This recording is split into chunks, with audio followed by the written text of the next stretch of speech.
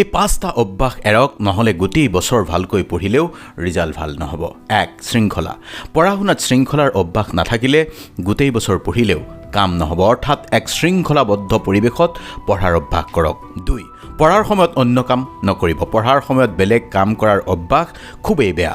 Multitasking স্বভাৱৰ হ'লেও পঢ়াৰ মাজত বেলেগ কাম নকৰিব। 3. পৰীক্ষাৰ আগত পঢ়া। গোটেই বছৰ ঢিটিঙালি কৰি ঘূৰি ফুৰি পৰীক্ষাৰ আগত বহুত পঢ়িও ভাল ৰিজাল্ট কৰিব নোৱাৰে। পাছ কৰিব পাৰে, কিন্তু বহুত ভাল ৰিজাল্ট কৰিবলৈ নিয়মিত পঢ়াৰ অভ্যাস লাগিব। 4. অবাস্তৱ চিন্তা। আপোনাৰ দক্ষতা অনুসৰি লক্ষ্য নিৰ্ধাৰণ কৰি পঢ়ক। আপুনি যদি জানেই আপোনাৰ টপাৰ হোৱাৰ কেপাচিটি নাই, অযথা কল্পনা কৰি আপোনাৰ ক্ষমতাৰ হিচাপত ভাল ৰিজাল্ট কৰক। 5. নিদ্ৰাহীনতা। পঢ়াৰ নামত টেবুলত মূৰ দুপিয়াই টোপনি ক্ষতি কৰাটো বেয়া।